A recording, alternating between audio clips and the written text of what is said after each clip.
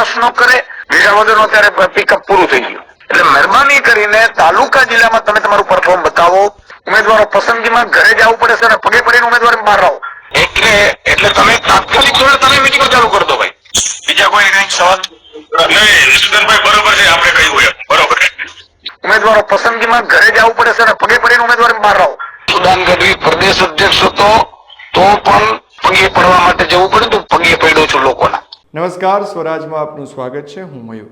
આજે વાત કરવી છે ગઈકાલે આમ આદમી પાર્ટીના પ્રદેશ પ્રમુખ ઈસુદાન ગઢવીની વાયરલ થયેલી ઓડિયો ક્લિપની. કારણ કે આ ઓડિયો ક્લિપની અંદર આમ તો બધાએ સાંભળ્યું જ છે કે તેઓ કહી રહ્યા છે કે ઘરે ઘરે જાઓ, પગે પડવું પડે તો પગે પડો અને ઉમેદવારો લાવો. ત્યારે હવે સવાલ એ થઈ રહ્યો છે કે ઈસુદાન ગઢવીએ જાહેરાત તો કરી દીધી કે આપણે રાજ્યની અંદર સ્થાનિક સ્વરાજની ચૂંટણીમાં 10,000 જેટલા ઉમેદવારો ઉતારવાના છીએ, પરંતુ સ્થિતિ કેવી છે તો વાત કરવી છે આપણે એ સ્થિતિની. આમ તો હમણાં જ એક પ્રખ્યાત થયેલી લાલો ફિલ્મ છે. આ ફિલ્મની અંદર એક ગીત છે કે અધીરો ને વ્યાકુળ થઈને પામે રે કશું નહીં જીવતું. આવી જ અધીરી વ્યાકુળ થઈ ગયેલી આમ આદમી પાર્ટી હવે તો ઉમેદવાર શોધવા માટે ઘરે ઘરે જઈને પગે પડવા તૈયાર થઈ ગઈ છે તેવું આ ઓડિયો ક્લિપ ઉપરથી લાગી રહ્યું છે. મૂળ વાત એવી છે કે આમ આદમી પાર્ટીએ મોટા ઉપાડે જાહેરાત કરેલી કે તમામ સીટ પરથી ઉમેદવારો ઉતારશું, પરંતુ જેમ સાપ મોટું છછુંદર ગળી જાય પછી બહાર પણ ન નીકળે અને અંદર પણ ના ઉતરે તેવી સ્થિતિ અત્યારે આમ આદમી પાર્ટીની હોય તેવું લાગી રહ્યું છે. કારણ કે જાહેરાત તો કરી દીધી પણ ઉમેદવારો હવે મળતા નથી. હવે આ પ્રેશરમાં ઈસુદાન ગઢવી પોતે પણ લોકોના ઘરે જઈને પગે પડે છે અને પોતાના કાર્યકરોને પણ પગે પડવાની સૂચના આપે છે. આ અમે નથી કહેતા, આ તેમની જે ઓડિયો ક્લિપ વાયરલ થઈ છે તેમાં ઈસુદાન ગઢવી કહી રહ્યા છે. કોઈ પણ રીતે ઉમેદવાર શોધવા માટે અંતે છેલ્લી ઘડીએ ના મામો કરતો કાણા મામો ભલો પણ સારો એવી નીતિ અપનાવીને આડેધડ જે ઉમેદવાર જાહેર કર્યા છે તેમાં પણ તેમણે ભાંગરો વાટ્યો છે. કારણ કે તેમની યાદીમાંથી 95% ઉમેદવારો એવા છે જેમના નામે પોલીસ ચોપડે ઘણા બધા ગુનાઓ પણ નોંધાયેલા છે. સૌરાષ્ટ્રમાં વટાયેલા ભાંગરો તો એવો છે કે જાહેર થયેલા ઉમેદવાર પોતે કહે છે હું તો કોંગ્રેસમાં છું, મારું નામ તો આમ આદમીના ઉમેદવાર તરીકે કઈ રીતે જાહેર થયું તે પણ નવાય છે.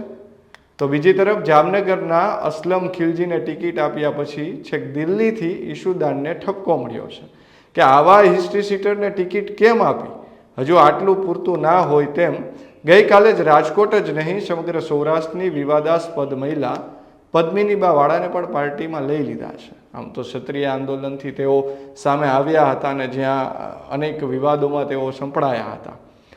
હાલ એવો માહોલ છે કે ક્યાંય ન ચાલે જેને કોઈ પાર્ટી તો શું શેરીમાં કે ઘરમાં પણ રાખવા તૈયાર નથી તેવા લોકોને આમ આદમી પાર્ટી પોતાના પાર્ટીમાં રાખી લે છે.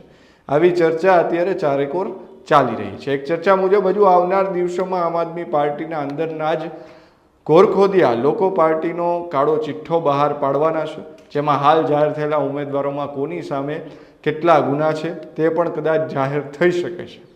ચૂંટણીના દિવસો આવે ત્યાં સુધીમાં આખી પાર્ટીના બધા જ ઉમેદવારોએ પ્રચારની વાત તો દૂર રહી મોઢા છુપાવવા પડે તેવી માહિતીઓ બહાર પાડવાની પૂરી શક્યતાઓ અત્યારે દેખાઈ રહી છે. એક તરફ ઉમેદવારો મળતા નથી, બીજી તરફ ઇટાલિયા સહિત આખી ટોળકી ભાજપને હરાવવાના મોટા મોટા બણગા ફૂંકી રહ્યા છે.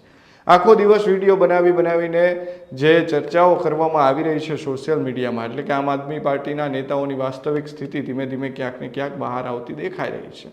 જેમાં ગઈકાલે જ વાયરલ થયેલો ગોપાલ ઇટાલિયાનો કોલ અને આજે એટલે કે જે ગઈકાલે ફરી એક વખત આંતરિક મીડિયાનો જે ઓડિયો ઈસુદાન ગઢવીનો વાયરલ થયો છે તેમાં પાર્ટીના જ ગરખોદિયાએ રેકોર્ડ કરીને વાયરલ કરી દીધો તેવી સ્થિતિ છે.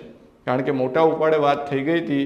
ઈસુદાન ગઢવી છે તેમણે પણ કહ્યું હતું કે અમે 10,000 ઉમેદવારો અહીંયા આમ આદમી પાર્ટીમાંથી ઉતારવાના છીએ અને સ્થાનિક સ્વરાજની ચૂંટણીમાં મજબૂતાઈથી લડવાના છીએ.